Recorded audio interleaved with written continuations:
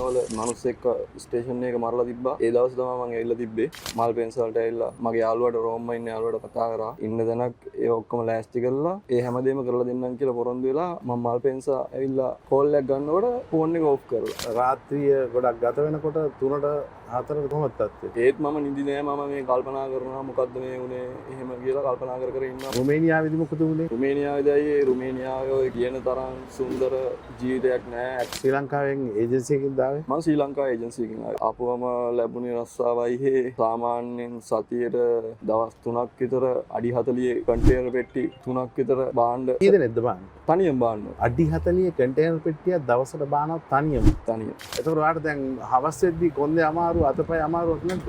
ඒක ඇත්තටම කියන්න ඕන අයියේ මම රුමේනියාවට ඇවිල්ලා මාසයක් වැඩ කරන්න හම්බුන්නේ නැහැ. ඇවිද ගන්න බැරි තරම් කොන්ද කැක්කුමක් ආවා. දැන් වැටුප නිසි ආකාරයෙන් ගෙව්වද? පොරොන්දු වෙච්ච වැටුප කොන්ත්‍රාත්? පොරොන්දු වෙච්ච වැටුප ගෙව්වේ නැහැ අයියේ.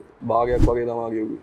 භාගයක්? ඒජන්සියෙන් කෝල් කරාම අයියේ ඒගොල්ලෝ ෆෝන් ආන්සර් ගන්න නැහැ. මෙහෙ ආවම අපිවම බලාගන්න තත්ත්වයක් තමයි උදා වුණේ රුමේනියාවේ.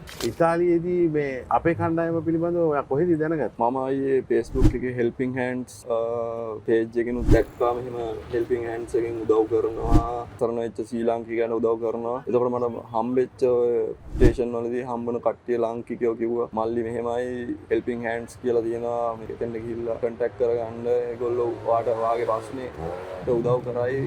එහෙනම් ඔයාගේ මේ විස්තර කිරීම අපිට මේ තවත් ශ්‍රී ලාංකිකයෙක් අනතුරටපත් වීම අවදානමකටපත් වීම වැළැක්වීම සඳහා ඔයාගේ මේ ස්වේච්ඡාවෙන් ඉදිරිපත් වෙලා මේ කරපු උත්තරය ගැන අපි ඔයාලට ස්තුතිවන්ත වෙනවා. සාර්ථක ජීවිතයක් ඉතාලියේ ගත කරන්න අවස්ථාව උදා වෙන්න කියලා අපිත් ඔයාලට පුළුවන් විදියට උදව් කරන ගමන්ම ඔයාලට ඒකට සුබ පතනවා. බොහොම ස්තුතියි මලේ. ක්‍රාසියයි.